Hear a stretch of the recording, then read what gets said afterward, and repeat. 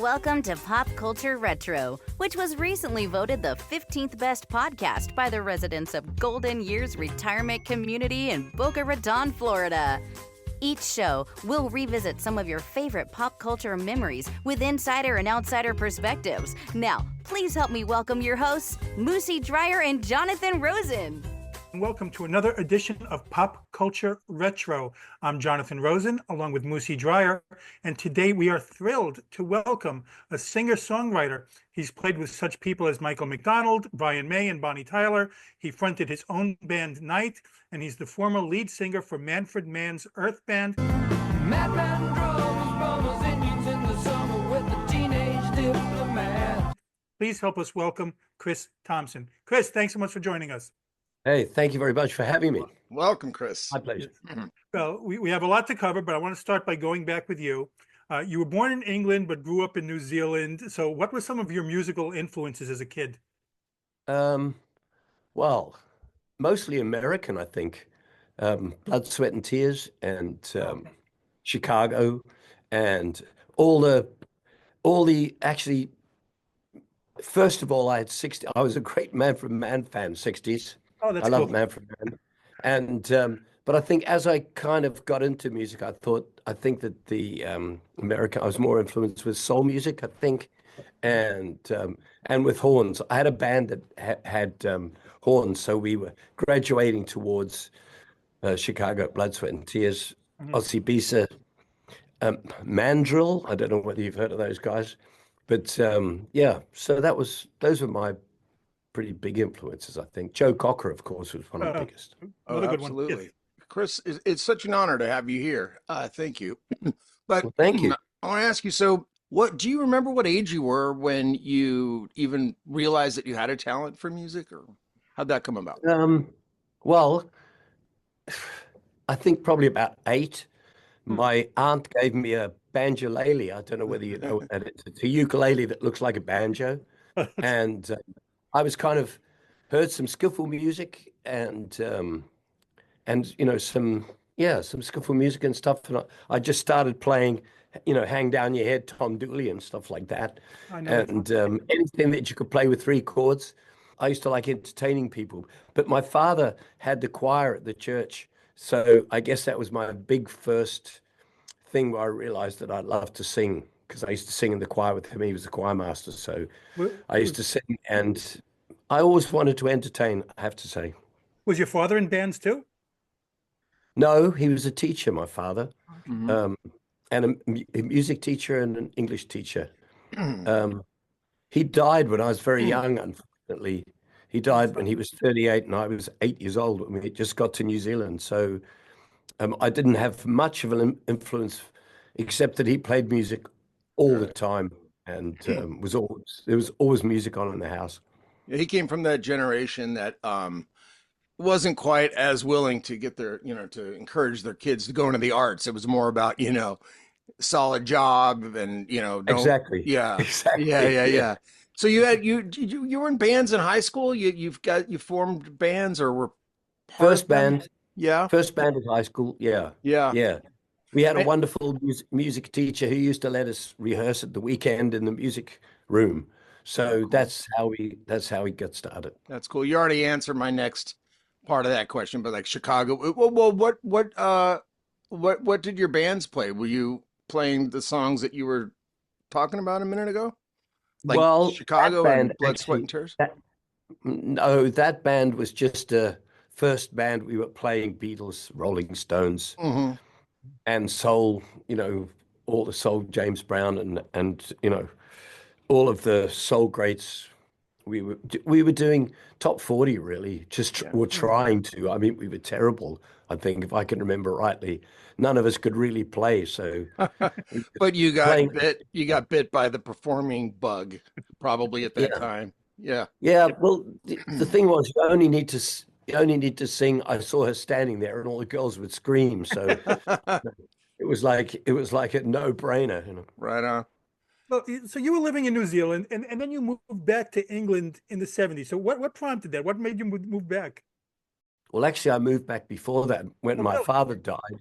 When my father died, my mother we'd only been in New Zealand for 3 years. So we went back to England, which was a disaster. So we went back to New Zealand for the rest of my high school Oh, time. wow. And then I moved because actually I always, all my musician friends and stuff, they all moved to Australia when they felt they had to do something. But I met a guy called Trevor Morace, who was a drummer with a band called the Peddlers. And he left the band who was in New Zealand and came and messed around with the band I was in. That was the Blood, Sweat and Tears band. So he came and played with us. And then he went back to England and he sent me a telegram saying, hey, come to England, I have a gig. So I sold up everything and left. But to me, a gig was 7 nights a week in a club or something like that. But he actually literally had a gig. One gig. So I flew all the way across and we had a gig. And that was it. That was it. So how did you get hooked up with Manfred Mann to begin with? How did they find you or you found them? No, I answered many advertisements in the Melody Maker, Band with Deal wanted, No Time Wasters, and one of them happened to be Manfred Mann's Earth Band. The bands never put who they were. They just said, band with a record contract needs singer, guitar player. So I used to go along to all the auditions, and with Manfred, he just wanted a tape. So I went all the way across London from the northwest where I was living to the southeast where he was, dropped off a tape, still didn't know what band it was. And it took me about an hour and a quarter. So when I got back to my place, the phone was ringing. So I opened the phone, answered the phone, and a voice said, you just dropped a tape off, right? Yeah, I did. Is that you singing? I said, yeah, that's me singing. Okay. Can you come and meet me and play around the piano? And I said, sure. When? He said, can you come now? So, okay. Still didn't know who it was. Went all the way back to the southeast. And of course, when he opened the door, as I said before, I was a big Manfred Mann fan, so I knew exactly who it was. And So you I'd recognized heard him immediately. You knew, right? absolutely. Yeah, Manfred looked the same in the 60s. He looks the same now. Glasses, floppy hair, always looked the same. So, yeah, I knew who it was. And they just had a hit with a song called Joybringer. So I knew who it was. When you came into the band, they had been making all kinds of changes, obviously, and then you come in. I always wonder when something like that happens, those kind of transitions, what was the atmosphere like with the band? Was it a little unstable, or how'd that feel? How'd it go? No, the band was incredibly stable. Mick Rogers had left, but they wanted to continue. He wanted to go one way, they wanted to go another way. They wanted to go with Manfred, Chris Slade and Colin. They wanted to go in the more pop rock direction. So no, it was very stable. It was rehearsal every day from 11 till 5. And it was very stable. And for me, it was like, okay, I'll put my head down and do what I'm told, pretty much was what my attitude was. Smart man, I suppose. Yeah. Well, so everyone was in agreement then about what musical direction? I mean, did you have a say at all? Like, hey, I think we should go this way? Not then. No, not at all. No, Manfred was, excuse me, Manfred was I used to say he was a bit of a dictator, really. He would let you say whatever you wanted, but as long as you did it his way. A bit like Ford, you can have any color you want as long as it's black. Right. But no, I didn't feel like I had any input worth. I mean, I was just a young boy from Hamilton, New Zealand. I mean, here I was with a guy who had hit after hit after hit. Right. Obviously a very clever guy and very hard working. It wasn't like he was a flake or anything. He was one of the hardest working guys I've ever met. And I felt, as I said before, it was my job to do as he asked. I mean, I think what I had going for me was I could sing anything. The bands I was in, we sang everything. So it wasn't, when he said to me, here's this song, Blinded by the Light, goes like this with all these words. It didn't freak me out. I didn't, I just said, oh, okay, he sang it to me, and then I just sang it back to him. So I was able to sing anything. Well, I want to ask about "Blinded by the Light" because it's one of my favorite songs. Not only is it a great song on its own, but when people discuss the best cover songs of all time, Hmm. I always point to that one, and it's on so many lists of the best covers, and many people don't even know that it's a cover. So, Yeah. I love Springsteen, but your version surpasses the original. Previously Manfred had done "Spirit in the Night," another Springsteen song.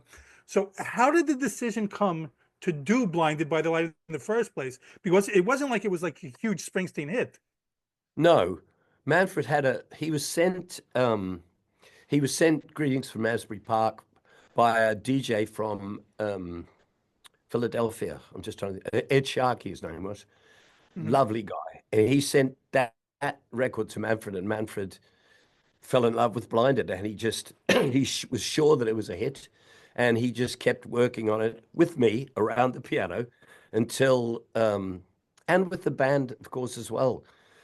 Just trying to work on something that had ear candy and could have been a hit, and um, it's just always a whole bunch of situations. We recorded it, we rehearsed it, we recorded it. The record company thought it was boring because it didn't start with anything special. And that forced us to go back and look at the beginning again and then come up with the beginning, Yeah. the chopsticks thing, which Well, I the was gonna ask you about that. First of all, the arrangement of the song, I had this whole wall of sound vibe, and the adding of the chopsticks is so cool to me because it always reminded me a little bit of there's a part of Come Together where Ringo Starr, he's so simple in this area with the drums, but it's so effective. It just fits and right in the pocket. And same with the chopsticks, something we could all play. The only Ex- thing on a piano that anybody can do. And exactly. it is really, really added to the song. So how did that arrangement come about? And was it all his? No, it wasn't all his. I mean, Right. Manfred's a band, he really played off what the band came up with in the rehearsal. Oh, And good. then also when like I said, Jerry Bron came down and said, it's boring. I don't like it because it had it started off with cellos going do, do, do, do, do, do, do, do, do, do, and it was Hmm. boring. So the engineer went back and listened to some jamming stuff that we'd done in the studio, Hmm. and he pulled that shot. Manfred done it for a laugh, and he pulled it out and said, "Why don't we start with that?"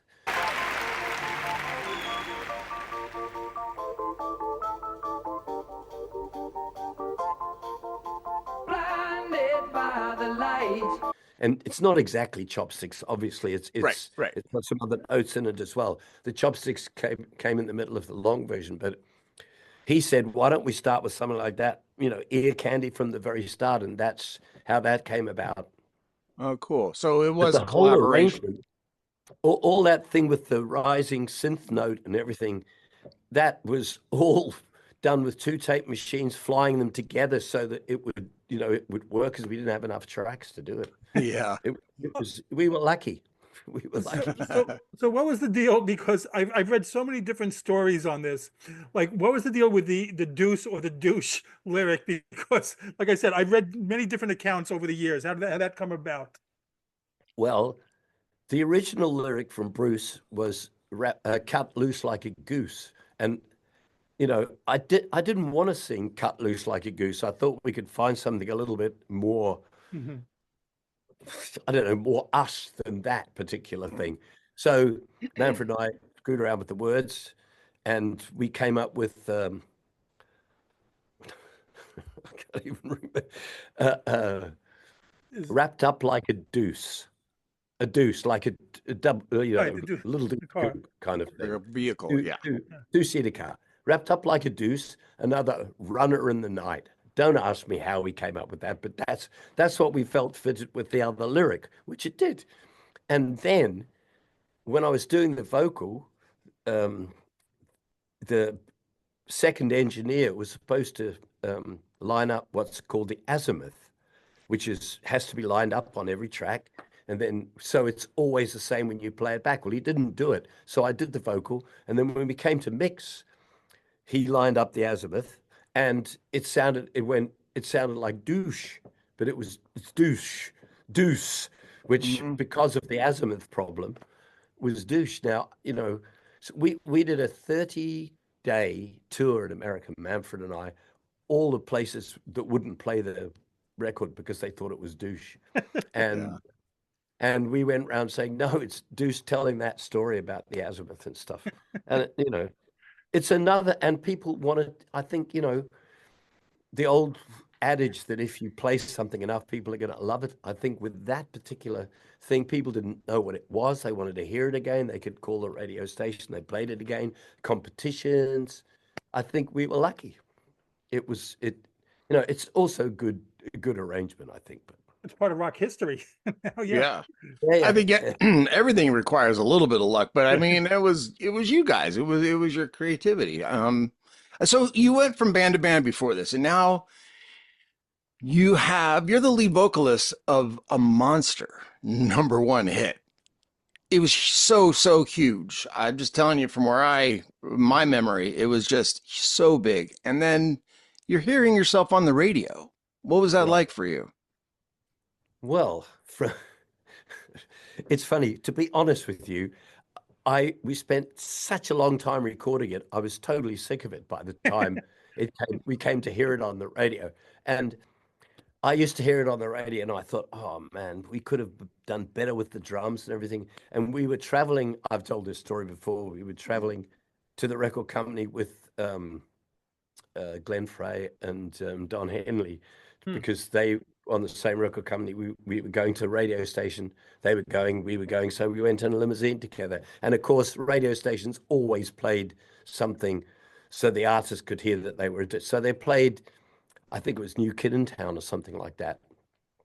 Or maybe it was, I don't know which one it was. And then after that, they played Blinded by the Light. And I was kind of sitting there going, oh my God, this sounds so awful, I was going to say. And then Don Henley said, man, how do you guys get that little snare drum sound, that tiny English snare drum sound? It's so fantastic. And we always have a big snare drum sound, takes up too much room. You guys, you have to tell me how you get that. And from then on, it sounded fantastic to me. Yeah, when Don Henley. Yeah. So it was my own ears telling me, you know, and I hate to say, but as it crept up the charts, it sounded better and better. And of course, when it got to #1, Yeah, I'd say. Absolutely. Well, how much did your life change from that point on? I mean, were you just get recognized all the time, or were treated differently?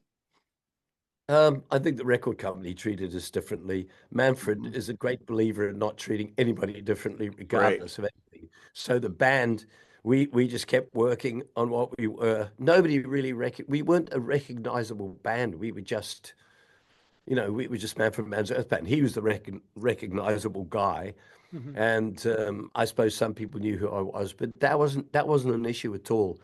And I was just over the moon that me, a young boy from Hamilton, New Zealand, finally got to #1 in America. It was like a dream come true.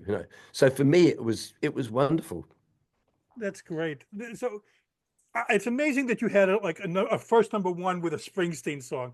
So did you hear from him at all during that time? Because I've seen things written that he wasn't a fan of that, and he wasn't a fan of the Pointer Sisters' Fire version. No. So did you hear from him at all?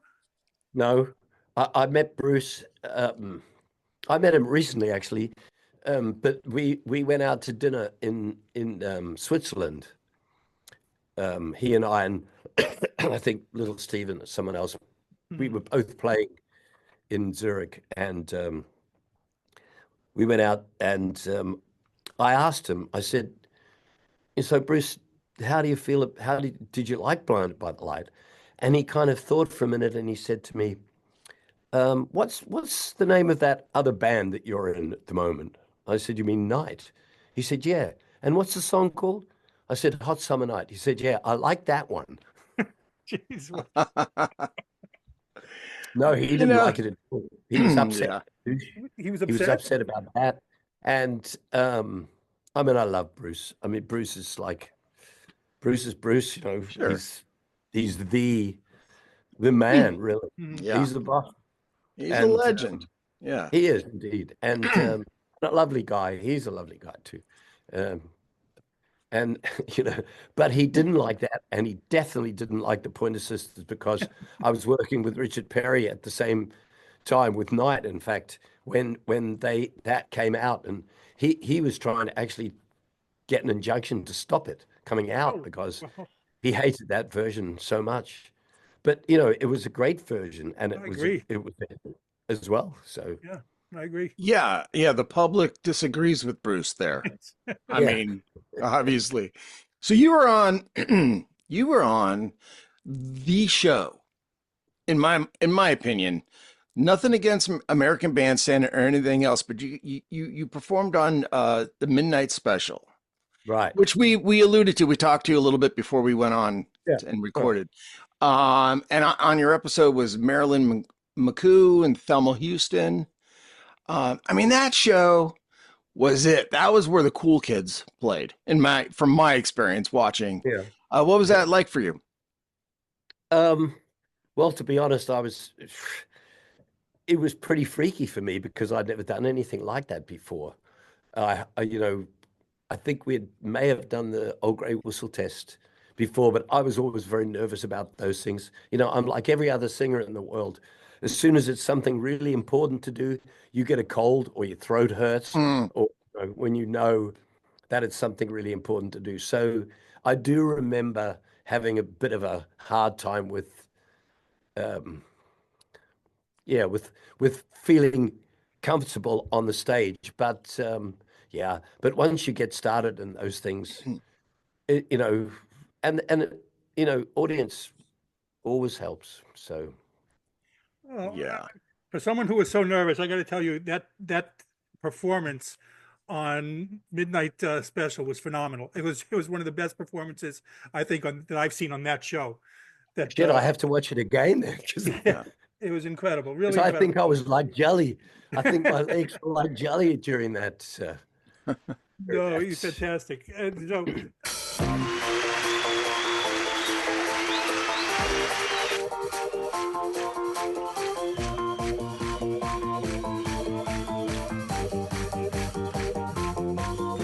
Blinded by the light, wrapped up like a deuce, another runner in the night. I want to ask about the Somewhere in Africa album. The because I know I read Manfred Mann was barred from entering apartheid South Africa, but the rest of the band went there to record artists. Were you part of that? Can you talk about that album? No, actually, Manfred went. I don't He know did where go. got I the read that idea. he couldn't go in. No, he was there. Oh, He recorded. Now that was kind of after I'd left the band in inverted commas, because I did leave after Angel Station, and to do Night and everything. But Manfred kept asking me to work on the next record, which I did. It took him 3 years to make Summer in Africa. It's actually my favorite. I think it was way ahead of its time. I think it really highlighted the music from South Africa and hopefully highlighted what was happening with apartheid and how wrong it was, I think, and using the South African choirs and stuff like that. I think was brilliant. And I think that was the best live show we did as well, because that was Mick Rogers came back for that show. Because So this he was came before back to Paul us. Simon did Graceland. This was before that even. Yeah, yes, before that. Yeah. And I mean, I loved it. Redemption Song, of course, yeah. ended up by being a staple for me personally and for Manfred Mann's Earth Band. I've done Redemption Song with every band I've ever played in my own band for 21 years, my Norwegian band. That was a staple that people, that and For You, they were the two, and obviously Blinded, of course, and Mighty Quinn. But the songs that really people always yelled out for, if we hadn't done it by the time we got towards the end of the show, was always Redemption Song. It's good. Oh yeah. And that was, it was great. Go ahead. No, I was going to say, and there was a good version of that on Summer in Africa. No, I love that record. So I didn't go to South Africa. Manfred okay. went with the bass player called Matt Irving. He went, who took the machine, and they recorded all sorts of stuff. Okay. Well, you sort of answered my next question. I was going to ask you about. I know that you left the band at one point. to to do whatever it is you wanted to do. And I was going to ask you what that was and what the reasons were, but you alluded to that. Yeah. Well, I Oh, just wanted to do something that I had a bit more control over, uh-huh. because the question that you asked at the beginning is whether I had any control or I mean, Manfred was always the boss. He still is, I think, with the band he's still playing. And so I didn't feel I had enough of input into what we were doing. Mhm. So I wanted to go and do something, something of my own, try and write some things and do a bit more like the kind of fun bands that I was in at the time with. We always had a fun band Right. when I with Man from As Earth. I mean, we had lots of time off. So we used to play in the pubs around London and it was called Filthy McNasty. It was called, that band. And we used to have guests coming and playing and all sorts of people. And I wanted to do something like that, but try to write some songs. And that became Night. Interesting. We had a venue called Filthy Big Nasties in Los Yeah, Angeles. Yeah. that's right. Was it named after? Uh, no, Who knows? Oh, yeah. it's a jazz. It's a think of Charlie Parker or a John Coltrane song, I think. Okay. I just wanted to comment real quick. This is what I was reading about you. This is how I knew you were a smart man, is that just quickly going back to Blinded by the Light. I read you didn't want to listen to Springsteen's version or any other version so as not to be influenced. And That's right. that's like what a good actor does too. They don't, if a good actor happens to be an understudy or taking over some other role, they don't want to see any kind of template. That's, No, yeah. no. Manfred actually is a very good singer. He's just got a horrible sounding voice. So he's got he kind of outdoes Bob Dylan in the kind of kind Oh, of yeah. raspy. And so he just played it to me and sang what his memory of it was. And then, he would sing a verse and I would say, okay, let me try and sing the words, how the words come in. He could never kind of figure out exactly how the words would fit in. So that's what we did, verse by verse, chorus, whatever. Wow. Excellent. I want to ask you about a couple of your other performances there. That you were involved in Jeff Wayne's musical version of War of the Worlds. So Yeah. how did that all come about? What was that experience?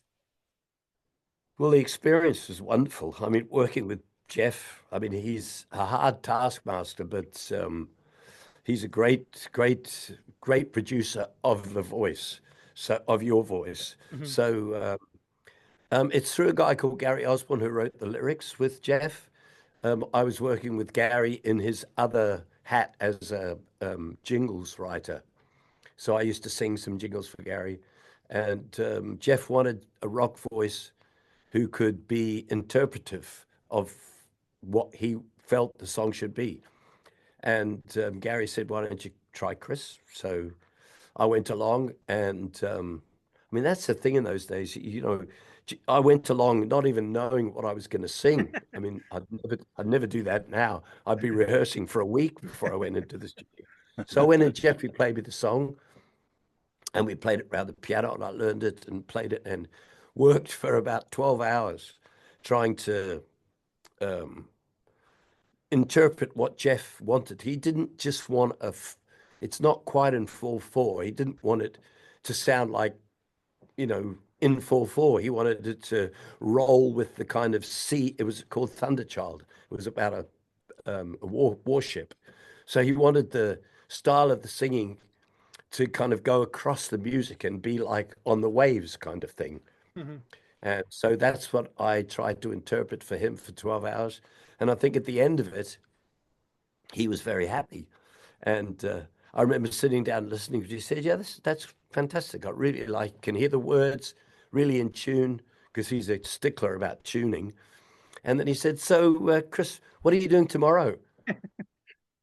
And I said, well, I was just going to work on some songs. Why? He said, can you come in and double track it? And I just stopped for a minute and said, but Jeff, we've done all this weird kind of timing and everything. Double tracking is, I mean, I'm good at double tracking, but I really didn't think I could do that. So I said, well, come in and let's give it a try. And we worked for 2 days on double tracking it. Wow. But it's got that sound. It's got Yeah. the Chris Thompson sound, in fact, because that's what True. I'm Blinded. We tracked that as well. Oh, So you say it here. You hear it on there. Yes. Which- so that was it. It was great working with Jeff. I worked with Jeff for the next 8 years on a couple of other projects, and then we went out live, which was pretty amazing. Pretty amazing. Well, another project that you did was with Night that I read is that you got involved to record the theme song for the movie The Champ. So how did that happen? And I'm curious, what goes into something like that? Do you get to see the film first to get a feel for it? No, no, No. no. Marvin Hamlish, who wrote the song with Carabao Sager, I think. Yeah. Mhm. He was a friend of Richard Perry's, and I was working with Richard. We were recording some stuff, and another fantastic, interpreter of, hard. He works you really hard when you're singing. He was the same. Really worked me very hard when I was singing. Anyway, he said, Marvin Hamlish is coming. He wants to play you a song and to see what you sound like singing it. So they came along. As I say, it's the same thing. Played me the song. I had to learn it quickly. Gave me the lyric. I sang it with him playing the piano, and he took away that tape and went to the film company, and the film company said, "Fantastic, let's record it with Chris." So we recorded it, and with Richard, of course, and I actually went on the road with Manfred Mann's Earth Band, Mhm. and we were in France. I'll never forget. Richard called me and said, "Chris, you've got 2 days off. Can you come to New York and record the vocal for If You Remember Me?" That's a song. And I said, "Well, Richard, I've done it. Why do I have to record it again?" He said, "Well, I thought it would be better if Michael McDonald sang it. So I recorded Michael, who's a good friend of mine as well." And so when they played it to the film company, they went crazy. They said, "We love Michael's voice, but we want Chris Thompson," because they think that's the emotional bit for the end of the film that we want.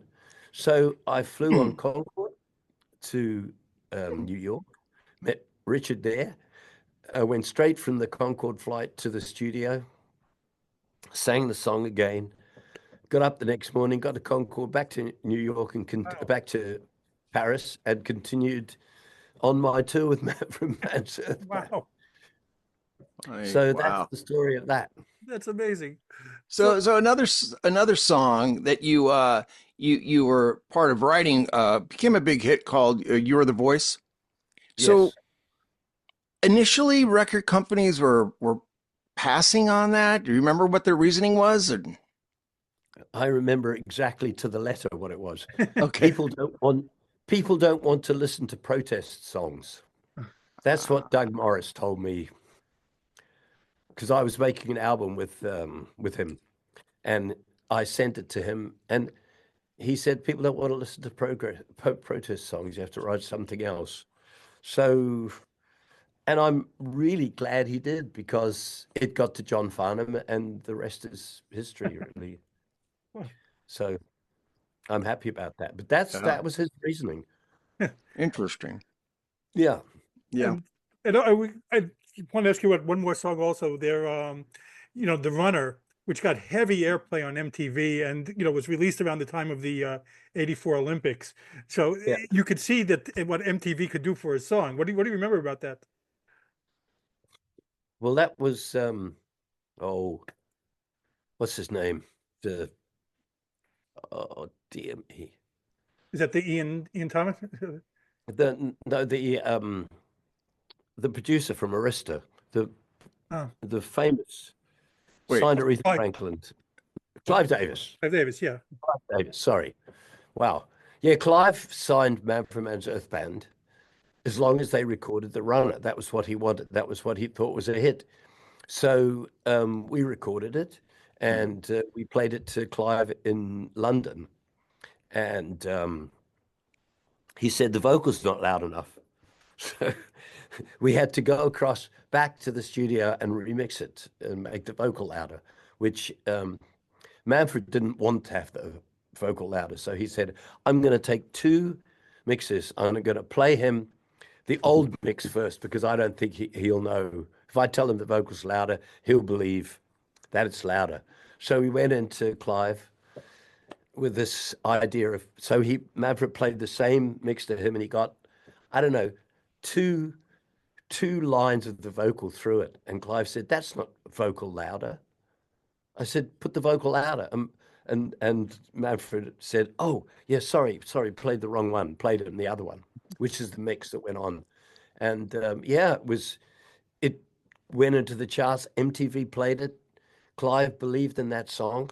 I'm not sure how it did in the charts, but I think top 20, I think it was top 20.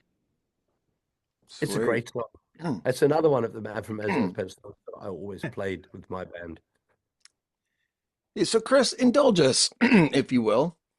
You played in one of the biggest musical events of our time, which was the Freddie Mercury tribute.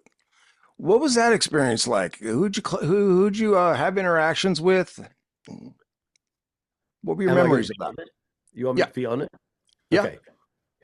The rehearsals and working with the artists was one of the greatest things I've done in my life. I mean, working with Bowie, being Annie Lennox for his Bowie, being Bowie for Annie's for Annie Lennox, singing all of the Queen songs for the band to rehearse because the artists couldn't be there all the time. So instead of the artist being there for 4 weeks, we rehearsed. I did all the songs, sang everything. And that was when I realized how fantastic Freddie actually was and how the only way to make the song sound good was to sing exactly like he sang it. It's the only way. You had to do it note for note, nuance for nuance, everything. And it was one of the greatest experiences of my life. It was absolutely fantastic doing those rehearsals with the band. And now I was supposed to do kind of magic with the band. That was my deal for rehearsing everything for 4 weeks with the band. So that's why I said the rehearsals were fantastic. The gig itself was a nightmare for me because as we walked on, and I literally mean as we walked on, Jim Beach came up to me and said, we're not doing your song. We don't want, because Liza Minnelli was at last minute, who's also lovely as well. Working with her was just incredible. Yeah. Working with all the artists was great. And you know, they were all fantastic. And they were, you know, Elton, I worked with Elton before. Elton was wonderful. George Michael. George was actually one of the only artists that turned up day after day after day, waiting for the band to have time to run his song. And I think you can see that if you ever watch it. His performance is the one that's always usually called out as the best one of the nights. It was. I mean, that's because he was there every day, going through the song with the band.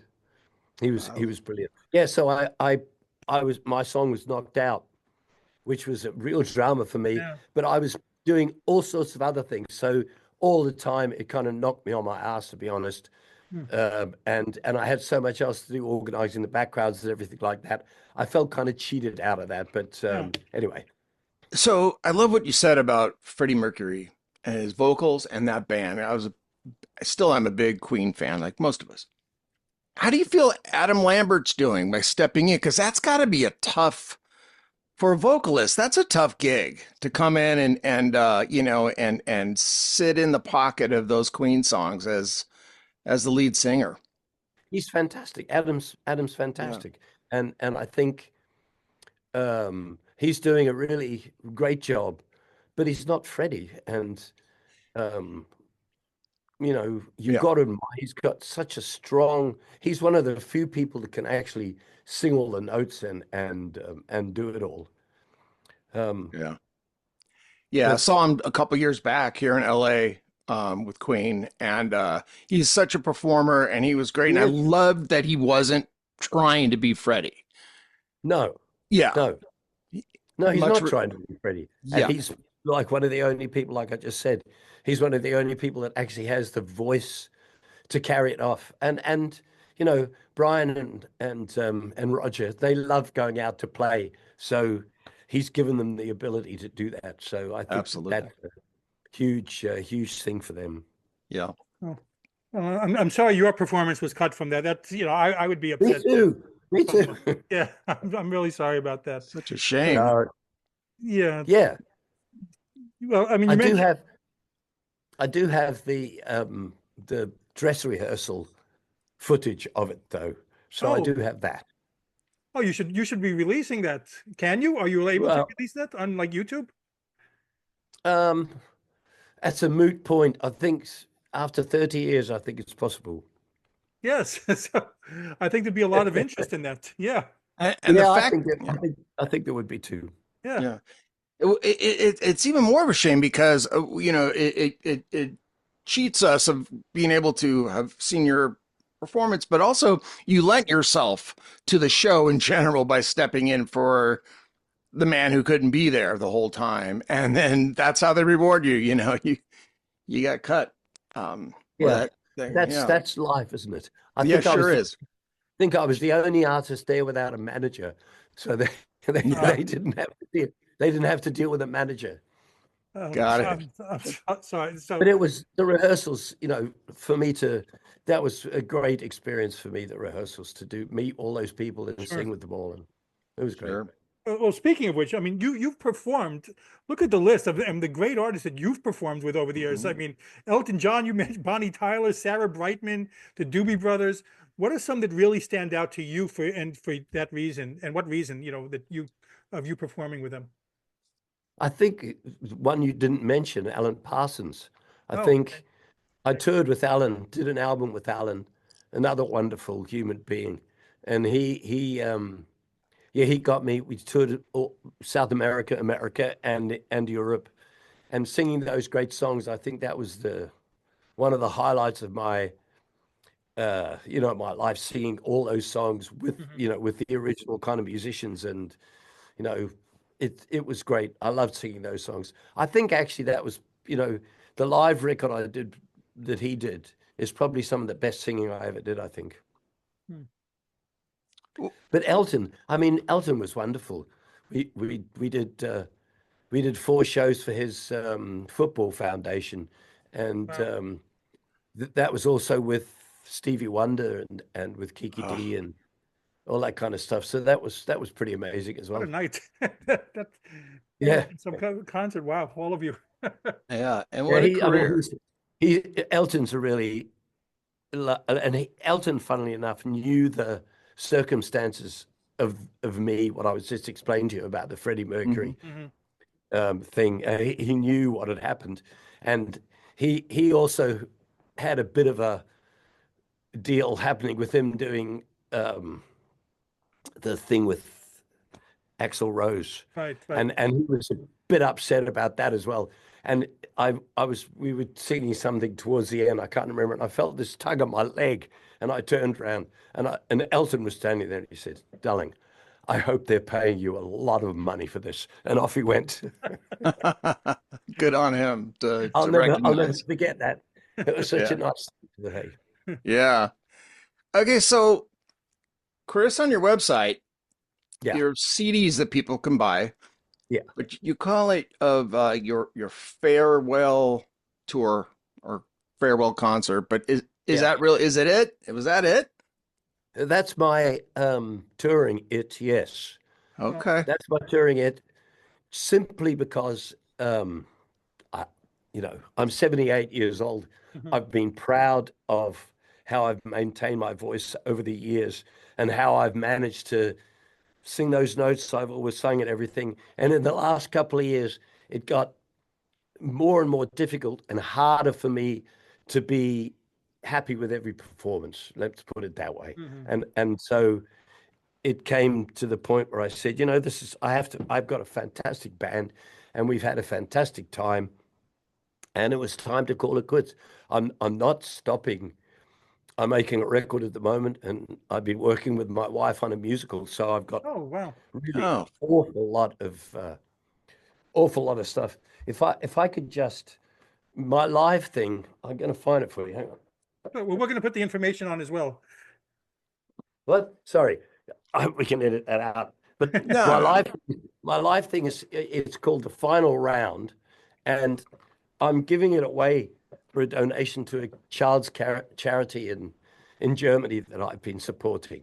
So people, if they want it, they can look at the website. They can make a donation of anything. It doesn't matter what it is, and we'll send them a signed CD. So that's what I'm doing. Wow, We've done that's great. I think we're up to about 7,000 euros that we've raised. That's fantastic. That's really great. Well, on the same type of question, any possibility of doing anything with the Earth Band again with Manfred Mann? Oh. my answer is always no. That's what I say, always no. But if Manfred was to actually say to me, Chris, I'm stopping playing, would you come and sing a song at the last concert we do? I would say yes. Okay. So you mentioned the musical. You're working on a musical with your wife. You have an album. Yeah. So I want to talk about all the things that you are up to now. What kind of musical? Are you allowed to say or not yet? Yeah, I'm allowed to say. Okay. It's a musical. It's kind of, it's got some musical songs, but it's a rock. It's all new songs, all new songs, and it's about a wish. It's about a wish that goes wrong. That's the first half, and the second half is trying to sort out that wish that's gone wrong and how it affects the people on Wow. in the act. So that's what it is. That's Well, intriguing. We're nearly finished. We just wrote a new song just the other day for the last character. So we're pretty close. We're very close. And we're going to find an amateur company somewhere, probably in England, and we're going to work with them. And we've got a few people interested, and we're going to put it on so we can video it and film it we actually did put it on once on March the 12th, which is the day before the world locked itself down on the 13th of March. So we put it on that night with a bunch of students, and it was fantastic. It was really brought it to life, and so we know that it can work, and so we've just been trying to make it better, really. From where I sit, it's the lyrics and the music that tells a story better than the dialogue in a musical. Is that how you have it? Yeah. Yep, that's how we have it. I mean, the dialogue is also incredibly important, just to make sure people know what the song's delivering as well. Yeah. But in our musical, especially the words in the songs really move the story along, so they're very important. Well, I look forward to it, and hopefully it gets released. And we'd love to have you back to talk about the musical should that happen. Yeah, well, I'd love to come back and talk about it. So yeah. Well, how can people follow you on social media? I'm on Facebook. I've got a Chris Thompson official on Facebook. And also on my website as well. I mean, my management are very, very good at passing on anything that people send me, as you know. Yes. Yeah, but they're very, very good at that. And they're interested in, if people are interested in me, they're interested in it. So people can just get hold of me on my website, which is christhompson-central.com. But Chris Thompson official on my Facebook, and I'll answer anything that people want to know. Well, Chris, you're an outstanding man and an outstanding human. Thank you, man. Thank you for coming and doing this with us. My pleasure. Thank you for asking me. And anytime, I'll let you know when the musical's out. Oh yeah, look forward to it. No, and can I see that the what we were talking about that you've got in your background there? Oh, I'll move out of the way. Is that on YouTube? It is on YouTube, yes, but it's the still from the midnight special performance, and like I said, to me that was the performance from midnight special. I don't think I've seen a better one. There've been a lot of great Well, bands. I have to watch it because I have to say I was like my legs were like jelly. It was one of it's the biggest thing I'd ever done, and you know, for me, I'd love to see it because I always thought it was terrible from No, me, definitely not. not from the band. Definitely not. You were fantastic. The whole band, and you had that big hat on too. Yeah, yeah, the blue hat. Yeah, Right. yeah, yeah. And Wolfman Jack, and the whole Right. Yeah, Beautiful. Wolfman Jack. Yeah. yeah. But Chris, we want to thank you again. Like I said, it's been a treat for us to get to speak to you. We're both big Thank fans. you. And Anytime, yes. anytime at all. He's going to sign us off sign officially. us Go off? ahead, Yes. Jonathan. Okay.